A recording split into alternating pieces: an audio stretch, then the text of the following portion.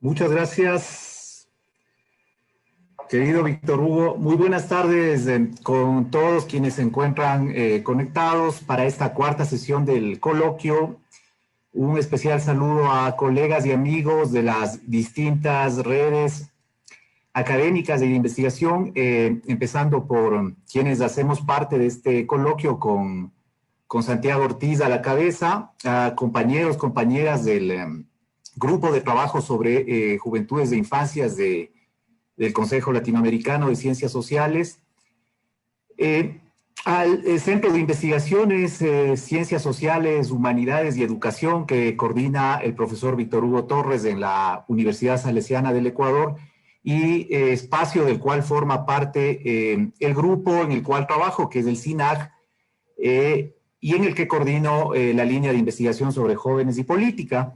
Y en particular, digamos, a Pablo Bomaro, que, querido colega, que ahora va a comentar esta breve charla que voy a tratar de sintetizar en estos 30 minutos. Finalmente, un enorme agradecimiento a las colegas Zulma Hidalgo y Sofía Chávez que por sus contribuciones precisas para esta exposición.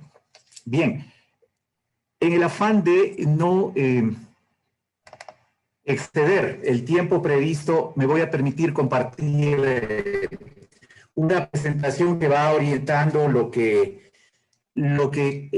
quiero compartir en esta tarde, lo que tengo que comentarles, tengo que decirles acerca de este tema general, ¿no? El tema general de jóvenes, acción colectiva y movimientos sociales en Ecuador. Para ello, tengo que empezar señalando que esta exposición, esta charla se inscribe en dos de los objetivos centrales que se plantean en este coloquio, ¿no? Uno es el relativo a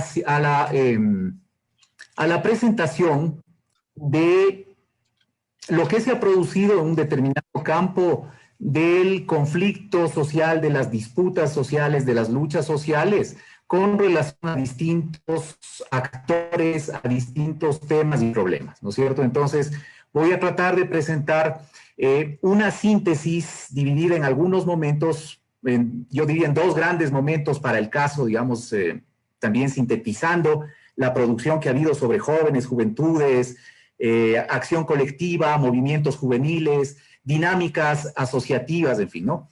Entonces, esta primera parte se inscribe en aquello que se llama en este coloquio un balance del conocimiento producido, ¿no?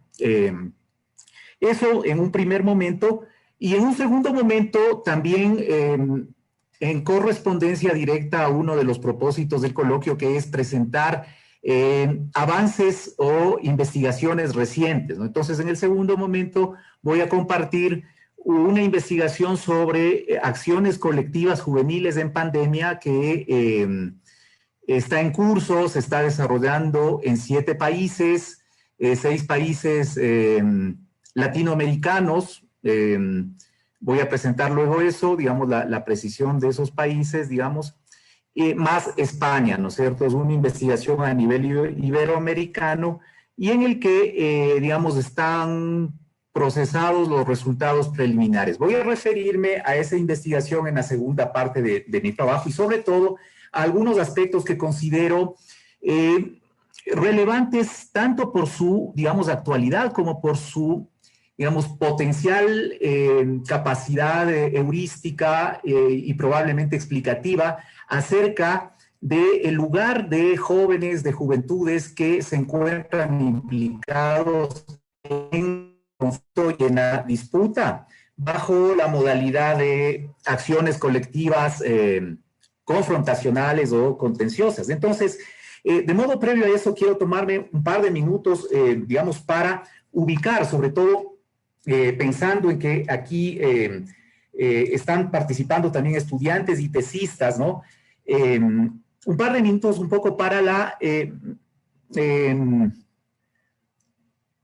ubicación inicial de aquello que llamamos acción colectiva juvenil y sujeto joven, ¿no? Entonces, para eso, digamos, quiero compartirles esta primera lámina, ¿no? En donde presento el marco analítico en el que se apoyan las ideas que compartiré a lo largo de esta charla, así como, digamos, de modo mucho más preciso, las condiciones de posibilidad de configuración de la acción colectiva juvenil. Es decir, qué condiciones hacen posible que se constituya, que se configure, que en algunos casos cristalice eso que llamamos acción colectiva juvenil. Digamos, y por supuesto no se puede eludir ni dejar de mencionar en este momento la circunstancia sociopolítica actual en la que el papel de los jóvenes en la dinámica del conflicto resulta central, ¿no? Resulta central o hay una participación protagónica, por decirlo de alguna manera. Y voy a servirme de este mismo enunciado, ¿no?, para ir levantando y construyendo una inicial problematización atinente al tema de esta sesión, ¿no? Vamos a problematizar en un primer momento qué es aquello de jóvenes o de juventudes o de acción colectiva juvenil, ¿no? Y problematizar en su acepción más sencilla, es decir, interrogarnos y preguntarnos de qué hablamos cuando hablamos de jóvenes, de juventudes o de lo juvenil, ¿no? En efecto, tal problematización comienza por preguntarnos, cuando hablamos del papel de los jóvenes en la dinámica del conflicto social, ¿cuáles son esos jóvenes? ¿De qué jóvenes estamos hablando? Esta pregunta, que no es nueva ni tan novedosa en el campo general de las ciencias sociales, entendidas como campo, ni en un campo o subcampo relativamente nuevo como el de estudios de juventudes, irrumpe, sin embargo, en el sentido común en el mundo de las representaciones sociales más extendidas o hegemónicas y produce múltiples efectos. Uno de ellos es empezar por considerar, explorar, identificar y constatar que aquello que la sociedad y el Estado, en particular a través de sus espacios y canales de mayor impacto, llaman jóvenes o juventud, no es o no se trata precisamente de un bloque homogéneo, de una masa homogénea, por mencionar, por decirlo de algún modo, ¿no? No se trata de un sector poblacional o de una generación homogénea. Y tal constatación también tiene efectos de conocimiento. Si aquello que llamamos jóvenes o juventud no es una masa homogénea de prácticas, experiencias, intereses y expectativas, entonces, ¿cómo poder entender o asir esa heterogeneidad? ¿Desde dónde poder comprender en suma las desigualdades estructurales o las desigualdades emergentes, ¿no? ¿Cómo hacemos para explicar la diferencia cultural, las prácticas de distinción, las reconfiguraciones identitarias y los procesos de producción de subjetividad? O, formulado de distinta manera, y llamemos con una flecha dirigida hacia lo epistemológico, ¿qué hace que aquello que llamamos jóvenes, juventudes, juvenil, no sea algo homogéneo, sino por el contrario, un espacio social diferenciado y heterogéneo en sí mismo, y que además al relacionarlo analíticamente con otros espacios sociales, en clave intergeneracional, por ejemplo, como el de la infancia o el de la adultez, produzca más posibilidades de inteligibilidad, es decir, mayores posibilidades explicativas y comprensivas, aunque evidentemente el grado de complejidad se incremente. Y si todo lo dicho hasta acá, además, para meternos más en el tema, digamos, de la acción colectiva, digo, si todo lo dicho hasta acá está atravesado por específicas dinámicas de reproducción de la sociedad, indudablemente la cosa se complejiza. Para una aproximación un tanto más precisa a la comprensión de la acción colectiva juvenil,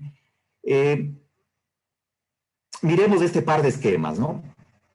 Un par de esquemas que quiero compartir acerca de la condición juvenil del sujeto o, más laxamente hablando, entre comillas, del sujeto joven, que está siempre en relación con una serie de estructuras y prácticas en las que la dinámica del conflicto configura, organiza y dispone determinado tipo de posiciones.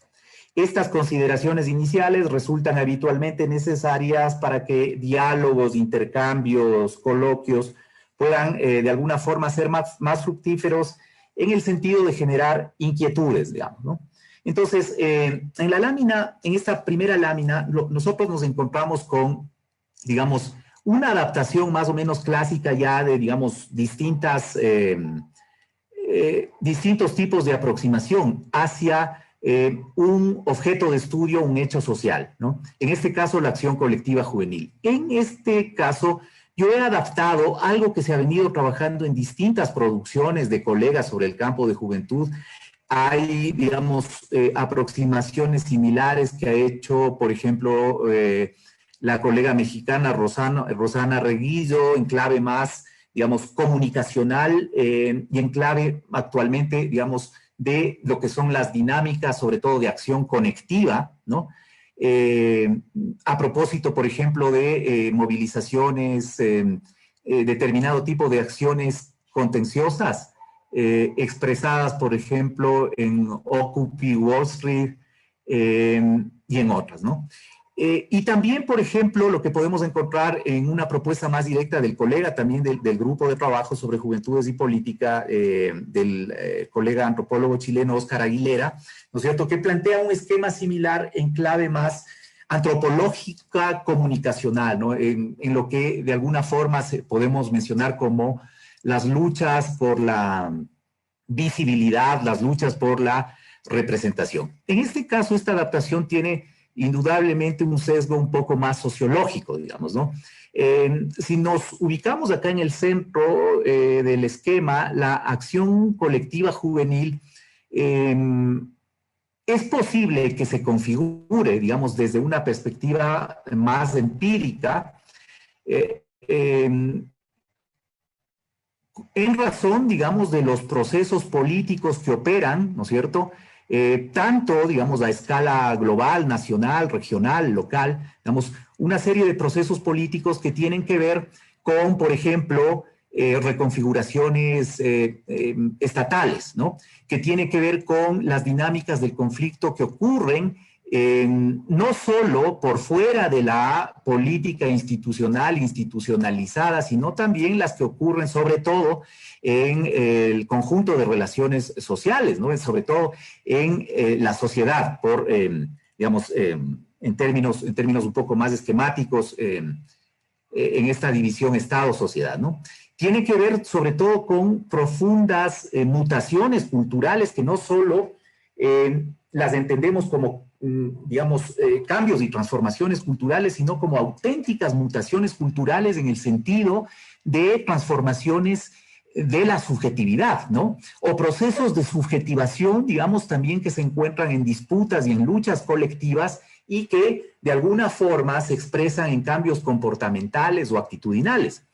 Y por supuesto en el campo de las representaciones sociales, ¿no? Es decir, en los regímenes de decibilidad, en los regímenes de visibilidad, en donde, digamos, las dinámicas de relación de jóvenes o de aquello que la sociedad llama jóvenes, ¿no es cierto?, se implica, se conecta, se tensiona, ¿no es cierto?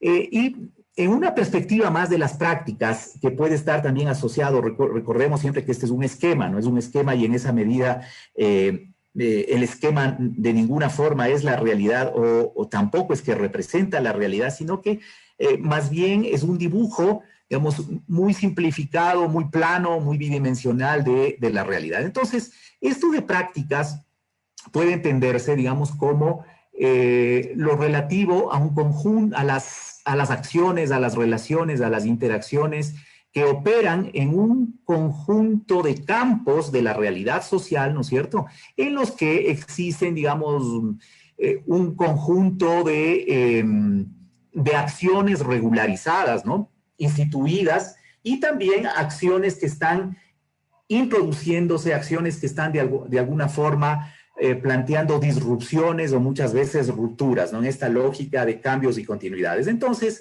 ahí encontramos también que las lógicas crecientes o más que crecientes, significativas de politización de la sociedad, politización, tengo que aclarar acá por si acaso, digamos, no en un sentido de una politización partidista o militante siquiera, ¿no? De una politización en el sentido de que determinado tipo de demandas, intereses, expectativas, causas, empiezan a posicionarse cada vez con mayor, digamos, perspectiva de agregación en el conjunto de la sociedad, ¿no es cierto? Y eso hemos visto, digamos, en las experiencias, especialmente de las 2 últimas décadas a nivel regional, con una serie de movimientos juveniles, ¿no? Que constituyen, de acuerdo con algunos enfoques teóricos y conceptuales de la teoría de movimientos sociales, que constituyen en realidad movimientos juveniles por su persistencia, por, digamos, el carácter público de sus demandas, por su nivel de politización, digamos, con relación a la puesta en común de esas expectativas, de esos intereses, ¿no? Pero que también funcionan bajo la lógica de movilizaciones, ¿no? Y de movilizaciones estentorias, de movilizaciones puntuales, más adscriptas a la lógica de activismos y de activismos múltiples que de militancias clásicas, ¿no? O de militancias heroicas, digamos, ¿no? Entonces, el tema de la politización en cuanto a narrativas de la cotidianidad es un asunto importante que se viene tomando muy en cuenta en la configuración de la acción colectiva juvenil y como parte de un marco analítico muy potente, sobre todo porque comporta amplias posibilidades de ese privilegio de aproximación a los actores, ¿no? Es decir, requerimos aproximarnos a los actores, requerimos en definitiva procesos de interacción para de alguna forma poder asir o entre comillas capturar o desde otra perspectiva epistemológica y metodológica coproducir datos de informaciones. Y por supuesto, digamos, eso está vinculado a esa acción, perdón, acá sí puede ser internacional también, pero no es internacional, sino es informacional, comunicacional, conectiva, no es acción conectiva de la que, por ejemplo, en el caso de Rosana Reguido les comentaba, ¿no? Y evidentemente eso nos ubica también en la dimensión más, digamos, siendo esquemáticos, puesto que es un esquema, en la dimensión de configuraciones identitarias, la lógica de nuevas sensibilidades que ya se viene trabajando, digamos, desde el momento germinal mismo de campos de estudios de juventud, mediados de los 80, en América Latina por lo menos, y que en el momento actual, en la contienda, en la refriega política, en la configuración de tensiones estructurales, aparece ya claramente como las dimensiones emocionales y afectivas que operan en la lógica de la acción colectiva en general, ¿no? Pero sobre todo que se encuentra encarnada, digamos, por esas políticas de la visibilización y de la representación, sobre todo en cuerpos jóvenes, ¿no es cierto? Entonces, aquí operan una serie de cambios y transformaciones importantes. Voy a mencionar, digamos, aquella relacionada a lo emocional y afectivo, ¿no? Es decir, que de alguna forma trastoca esa idea de los años 50 y 60 del siglo pasado, en el que la cuestión afectiva, las dimensiones afectivas, lo emocional, estaba considerada como la antesala de la política, ¿no? Es decir, ahora más bien parece ser que lo emocional y lo afectivo se ubica en el centro del conflicto sociopolítico y atraviesa y recubre, digamos, este tipo de producción de política y de sociedad. Un segundo esquema de forma un poquito mucho más específica es aquello que entre comillas podemos llamar sujeto juvenil y que a estas alturas ya podemos ir planteándolo como un sujeto juvenil situado, ¿no? Entonces, aquí ya podemos observar que evidentemente un intento explicativo, comprensivo del esquema del sujeto juvenil situado en acción colectiva está muy condicionado por esta dimensión de temporalidad, ¿no es cierto?, que es, digamos, la dimensión crucial de la configuración humana en general, ¿no? Pero en este caso la temporalidad está bastante y directamente relacionada con aquel tipo de relaciones de cooperación y conflicto en términos generacionales, en términos intrageneracionales también, la dimensión de espacialidad, que resulta muy fructífera. Yo he optado acá en este esquema por asociar esa espacialidad, esa noción también potente y amplia de espacialidad con ámbitos de socialización, ¿no? Es decir, cómo de alguna forma en los procesos investigativos de la acción colectiva juvenil opera, digamos, y debe tenerse en cuenta la dinámica de las dinámicas paterno-filiales, materno-filiales, fraternales, en fin, que operan en eso que llamamos familia o familias o constelaciones familiares, las dinámicas escolares, de forma también prioritaria ahora las llamadas redes sociales o redes digitales, ¿no? En el marco más amplio de la cultura digital. Las dinámicas relacionadas con esa institución central de la sociedad moderna y tan precarizada que es el mundo del trabajo y evidentemente el espacio de lo público, ¿no?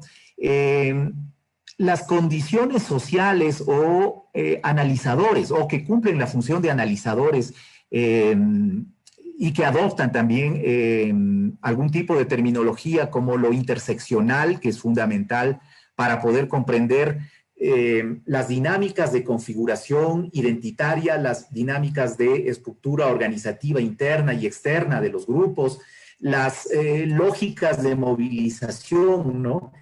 En la dinámica política son fundamentales comprenderlas, digo, y se utiliza dependiendo de los temas y problemas, de las propias características de las formas asociativas juveniles, estas cuatro dimensiones, ¿no? La de clase, género, generación y el anclaje étnico. Y finalmente hay una cuestión acá que no avanzó en el esquema ni estoy en muchas condiciones de incluirlo por mi nulo capital digital, que es un sujeto juvenil emancipado y también sujetado, ¿no? Hay una tensión también estructural en ese sentido, en un permanente debate entre esa condición del sujeto juvenil de una moratoria con relación, por ejemplo, al mundo del trabajo, al mercado laboral o a la misma institución moderna de la conyugalidad, por ejemplo, ¿no? Esa condición de un sujeto suspendido, de un sujeto suspendido o de un sujeto sujetado, digamos, ¿no? En virtud un poco de los cambios y transformaciones más estructurales. Bien, a ver, no me detengo más en este asunto y continúo con,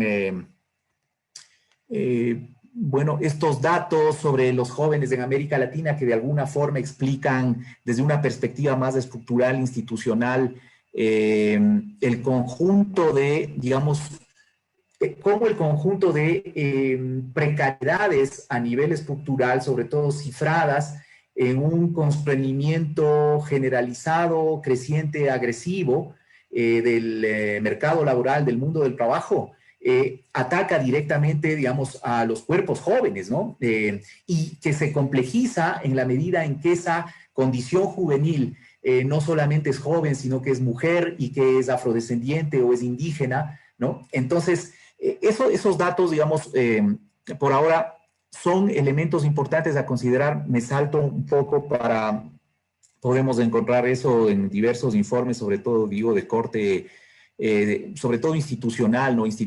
Organismos que llevan adelante una estadística serial y prolija acerca de esto, ¿no? Voy directamente al tema del estado del arte y no sé, te consulto, Víctor Hugo, ¿qué tiempo dispongo? Todavía tienes 15 minutos, pero si te Ok, perfecto. no importa. Perfecto. Entonces, lo que quiero presentar, digamos, con a partir de esta inicial ubicación, de esta inicial situación de la acción colectiva juvenil y del sujeto juvenil situado, digamos, ¿no? es la idea de ir hacia un estado del arte sobre jóvenes, acción colectiva, movimientos sociales, movimientos juveniles. La primera cuestión es que en toda investigación encontramos una variante o una forma, una modalidad de estado del arte, ¿no? De un estado de la cuestión.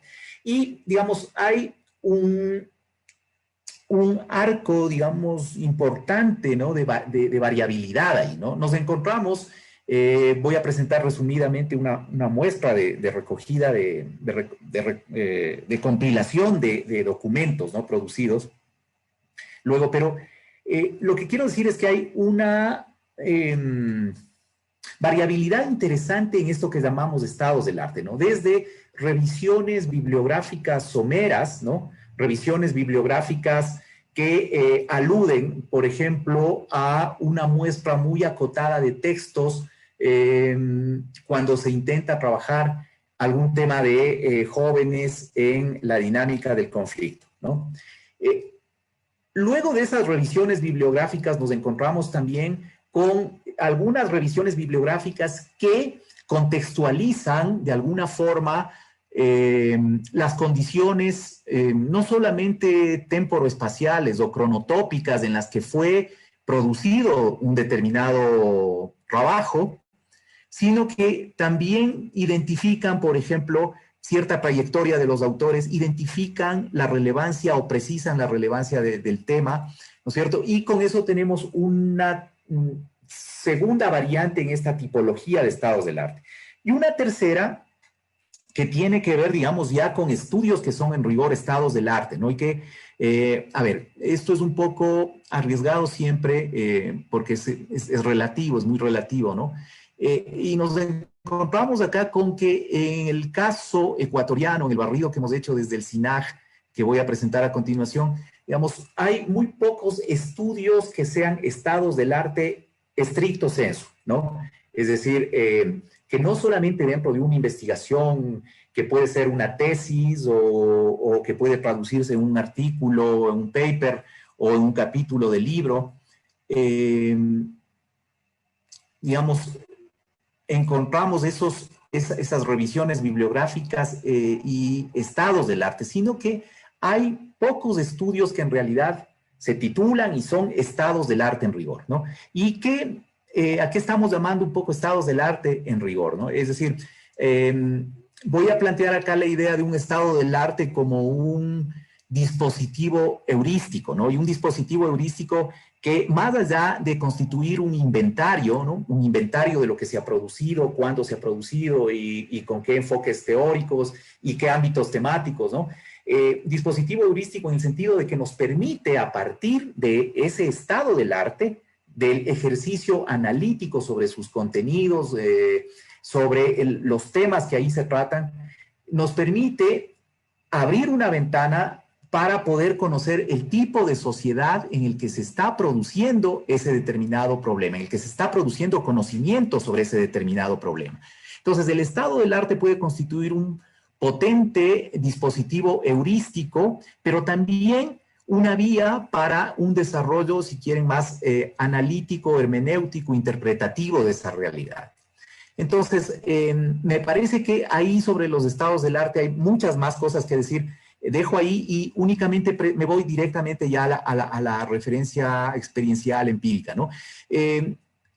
Digamos, hay varios antecedentes un poco para una elaboración del estado del arte. En nuestro caso, digamos, en el tema jóvenes, juventudes, participación juvenil, poco lo que hicimos es una comparación. Aquí muestro una síntesis. Hay muchos más países que hacen regularmente estados del arte sobre juventud a nivel nacional, hacen encuestas nacionales de juventud, encuestas nacionales de participación juvenil, ¿no?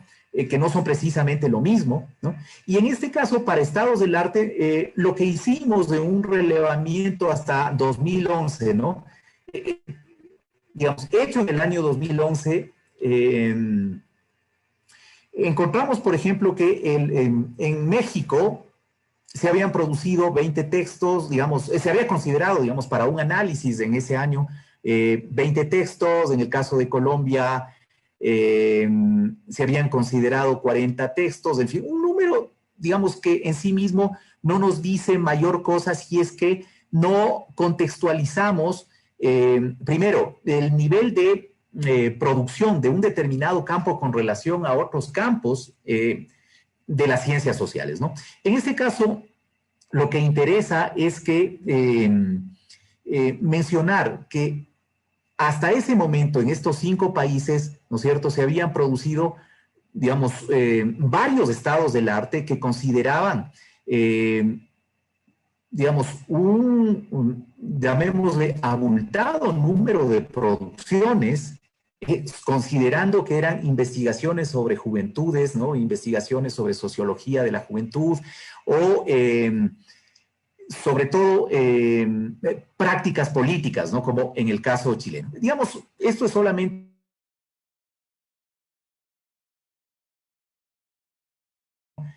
¿qué es lo que hicimos, digamos, qué es lo que nos arroja como resultado un primer momento realizado sobre producción de jóvenes y juventudes en el caso ecuatoriano? Hicimos un primer barrido y encontramos que hay producciones desde 1937 hasta el 2000. Este primer barrido hicimos en el año 2011, exactamente hace una década, digamos, hace 10 años, ¿no? Y lo que encontramos en términos de tendencias es, son jóvenes pensados desde las instituciones, ¿no? Es decir, prácticamente aquí no aparecen voces juveniles, ¿no? Es decir, son jóvenes que de alguna forma constituyen parte del conjunto general de representaciones institucionales, de representaciones sociales extendidas en la sociedad y que están, digamos, encarnadas en instituciones como la iglesia, el Estado, el sistema educativo. Por ejemplo, entre varios de esos trabajos está el perfil del joven cristiano en aquel momento, o está pensado como, por ejemplo, la formación moral y religiosa del joven jesuita, ¿no?, entre otros trabajos, por ejemplo, que encontramos hasta la primera mitad del siglo XX, ¿no? Está también, digamos, un conjunto de producciones desde el Estado, por ejemplo, informes acerca de la incorporación de jóvenes al servicio militar obligatorio, ¿no? Y por supuesto también estudios en términos de jóvenes y su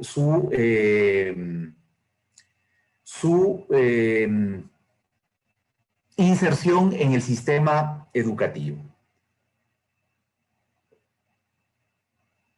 Ahora, como digo, los ámbitos y disciplinas desde los cuales los jóvenes son pensados desde la religión, la educación escolarizada. En los 80 asistimos, digamos, a una línea de producción prácticamente dominante, que es o muy extendida, que es el tema del consumo de drogas, ¿no? Hay una serie de, digamos, entrecruces, relacionamientos de corte institucional, ¿no? Muchas instituciones que trabajaban con jóvenes, en definitiva, canalizaron sus recursos hacia el estudio sobre drogas. Recordemos que a partir, digamos, en el año 85, con la declaración del Año Mundial de la Juventud, una de sus líneas era precisamente, digamos, esta mirada de prevención, entre la prevención y la amenaza, ¿no? Acerca de este tipo de consumos, ¿no? Una visión todavía tienes tiempo, pero si pudieras poner la presentación en modo presentación, están sugiriendo. Ok. Ok.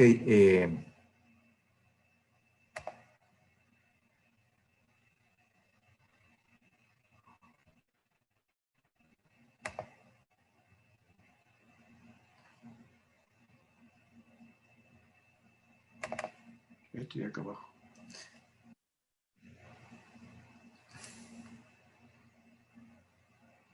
Perfecto. Perdón. Muy bien. Ok, déjame retroceder un poquito. Ahí. Bien, entonces, una visión patologizada, decía, del joven y joven consumidor, no tanto como un problema de salud pública, aunque ya se pergeñaba este tipo de posibilidades a partir del año 85. Los roles de género con énfasis marcado en el deber ser del joven y de la joven. También inicia ya una preocupación por el tema de pandillas que posteriormente se desarrollará ya de forma más consistente con el tema de los Latin King, de los nietas. Ciertos trabajos sobre identidad juvenil, prácticas artísticas. Finales de los 80 se proponen ya, digamos, los primeros trabajos monográficos que luego serán tesis en los primeros 90 sobre, por ejemplo, el movimiento rockero. Una caracterización de la juventud, sobre todo desde las instituciones, ¿no? Caracterización en términos de cuántos son, un cierto perfil sociodemográfico y en mucha menor medida prácticas políticas. Es decir, hay una visión acá del joven, de la joven, como un sujeto escéptico, apático con respecto de la política. Voy a adelantarme este asunto porque quiero presentar en la encuesta de acciones colectivas cómo estas concepciones de la política desde jóvenes que participan de organizaciones, de grupos, de movimientos, nos presentan resultados interesantes con respecto a la política, ¿no? Ahora, acá como un dispositivo heurístico nada más, varias preguntas a proponer, ¿no?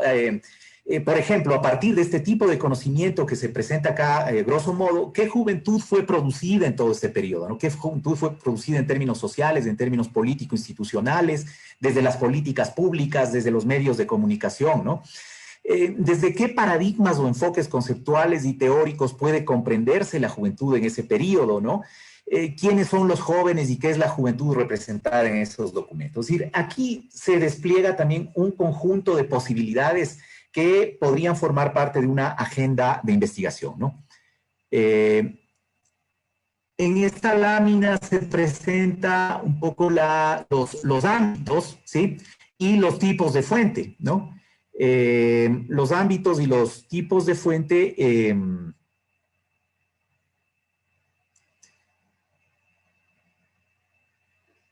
en donde encontramos son básicamente 340 producciones, digamos, entre 1937 y 2000 y 2010. Ahora, en un segundo momento, un barrido entre 2000 y 2020, y que ya directamente me olvidaba decir esto que es central, es importante, es decir, las palabras y luego motores de búsqueda, se concentran ya en participación juvenil, participación política de jóvenes, acción colectiva juvenil, ¿no?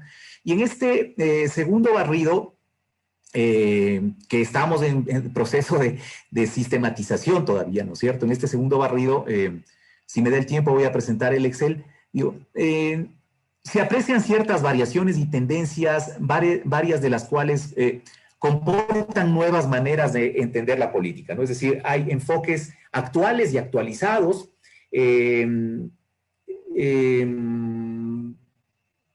problemáticas que de alguna forma se conectan con el momento. Y eso, a ver, en términos más rigurosos, significa que encontramos sobre todo una considerable cantidad de tesis. Son 57 fuentes que hemos encontrado, ¿no? Para simplificar esta idea, irme directo al asunto.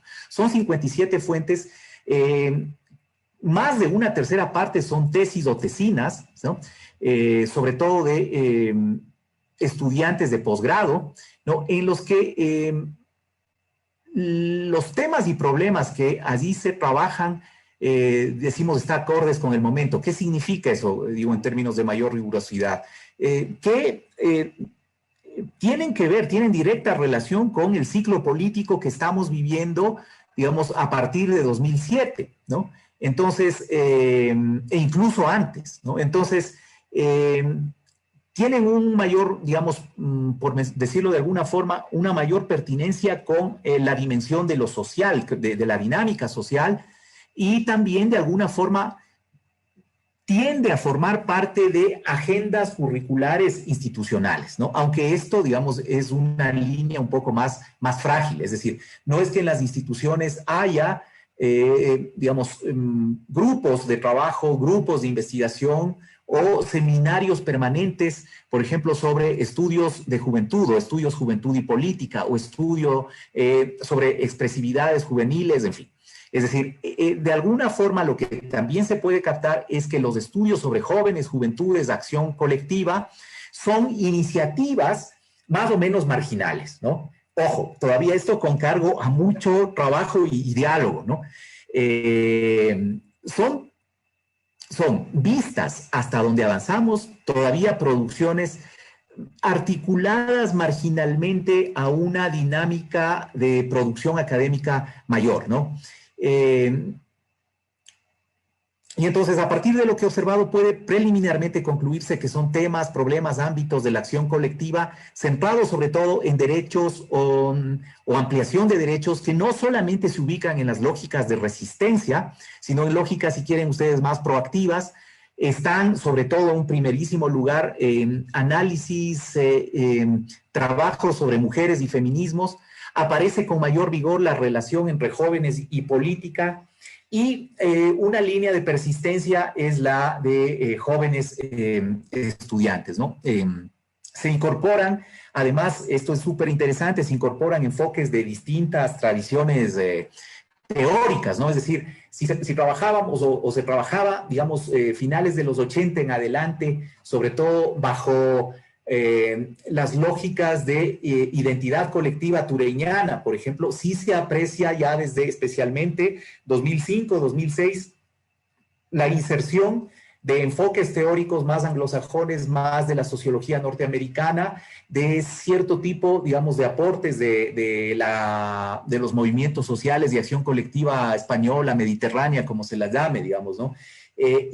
En esa medida, digamos, se va configurando un escenario en el que parecería ser que, por un lado, aparece esa necesidad de ir congregando, de ir, no sé si mixturizando es el término más afortunado, pero sí, de alguna forma teniendo en cuenta los aportes de distintas tradiciones, como para poder explicar la complejidad de las dinámicas movimentistas, del conflicto y de la acción colectiva que ocurre en el mundo, llamémoslo entre comillas, en el mundo de los jóvenes, ¿no? Obviamente, digamos... Estás en el límite de tiempo, te toca ir redondeando. Por favor, si me regalas 5 minutitos, porque quiero presentar solamente lo de la investigación en curso. Sí, dale.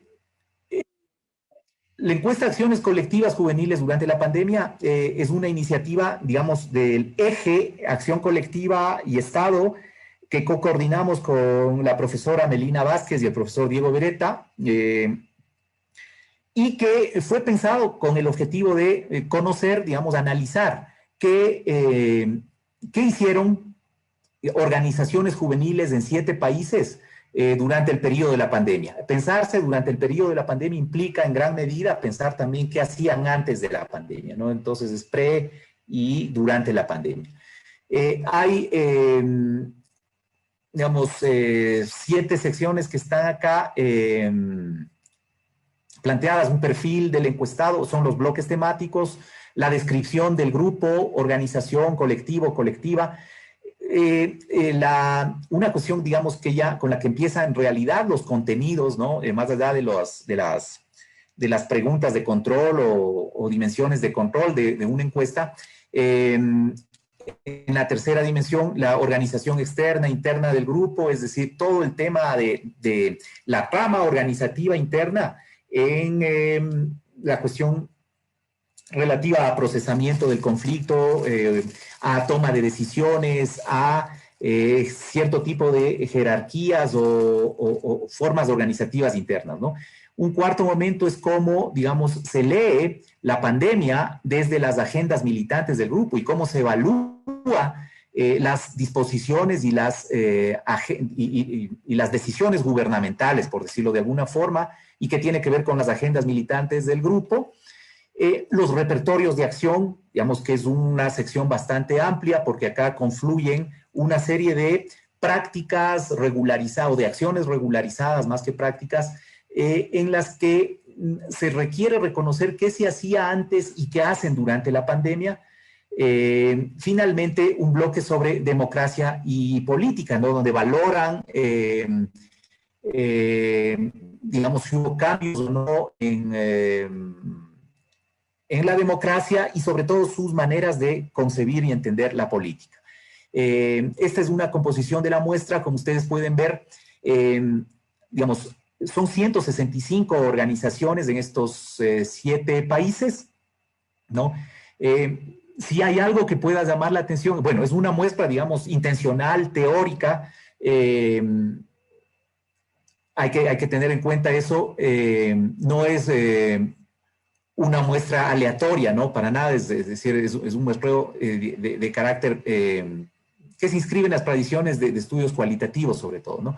En el caso ecuatoriano, como podemos ver, hay una mayor cantidad o pudimos seleccionar o contactar o tuvimos respuesta de 7, de lo que se autodefinen, ¿no? Esto es una autodefinición de 7 organizaciones de carácter sociocomunitario, sindicales, al igual que en Colombia no tenemos a nivel juvenil, o más bien hay una mixtura que en su momento podrán conocer, digamos, que no quedó como sindical en rigor, ¿no?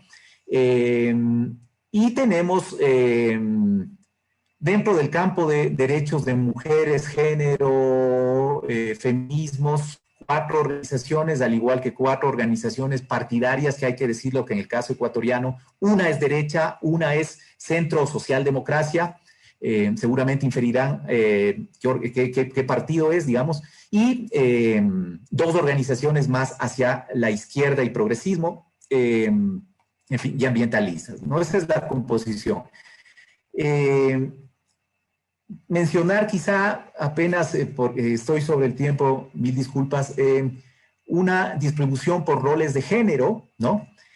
La muestra está, digamos, tiene un sesgo hacia la izquierda y sobre todo, digamos, la muestra se encuentra feminizada, perdón, está acá mismo, ¿no? Sin embargo, de que la muestra está feminizada, hay un dato interesante que es los cargos dirigenciales son principalmente hombres, ¿no? Bien, quería mencionar únicamente, bueno, unas formas de definición, ¿no? Cómo se definen si son militantes o activistas o participantes. Encontramos que en general, esto es importante, en los 7 países, en el promedio, ¿no? De los 7 países, un 38% se define como militantes, 31% como activistas, en fin. En el caso ecuatoriano, tengo que decirlo, eso varía, ¿no? No tengo todavía procesada la información, toda la información por lo menos del caso ecuatoriano, pero de los datos que estoy viendo en la base, ¿no es cierto? Aquí ocurre, no precisamente, no es esta tendencia en el caso de Ecuador. En el caso de Ecuador, un 25% se autoidentifica como militante y un 46% como activista, ¿no? Ese solo dato da para, digamos, una serie de análisis, ¿no? Porque tiene que ver con el nivel de, digamos, con los años de creación de la organización, con la propia identificación y prácticas de los miembros de las organizaciones, en fin, ¿no? Bien, quiero mencionar únicamente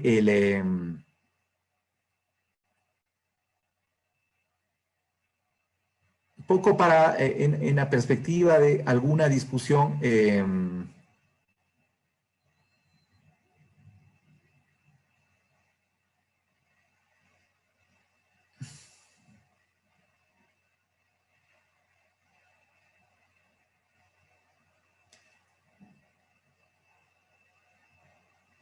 los conflictos, los cambios en la pandemia, ¿no? Los cambios en la pandemia finalmente, en términos generales, se señala que el 90% de las organizaciones vivió cambios de su interior.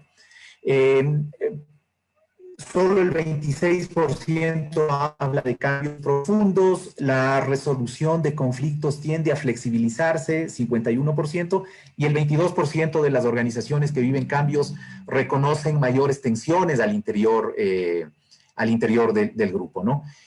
Ahora, ¿qué ocurre en términos de, digamos, de la composición de esos cambios, ¿no?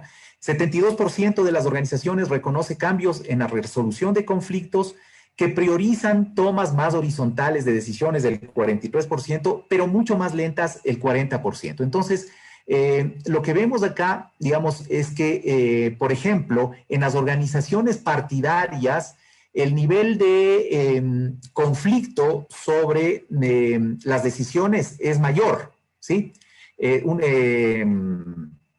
La centralización en mayor liderazgo, ¿sí? Por ejemplo, a ver, acá tenemos esto que les comentaba, ¿no? En las políticas, ¿no? La centralización en mayor liderazgo revela que hay un mayor nivel de conflictividad, como digo, en las organizaciones políticas. En la apertura de debates, ¿no es cierto? También, digamos, las organizaciones políticas van a la cabeza, digamos, aquí aparece una cuestión que es fundamental decir en las preguntas abiertas, es decir, hay una clarísima reposición e interés por cómo los jóvenes están mirando la acción gubernamental, ¿no? Y en general, cómo le están mirando a la maquinaria estatal, ¿no? Ese es un asunto muy importante que luego saldrá, digamos, con el conjunto de resultados, ¿no? Quería mencionar finalmente, un minuto, ahora sí, mil disculpas, que en las concepciones de la política, que no está en esta presentación, siento mucho, digamos,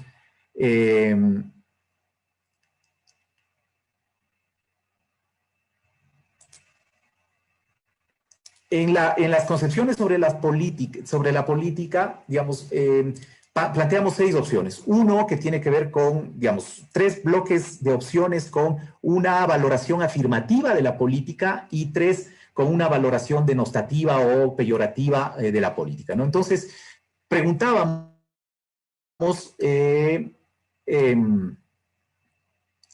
entre las valoraciones positivas si la política sirve para ampliar o garantizar derechos.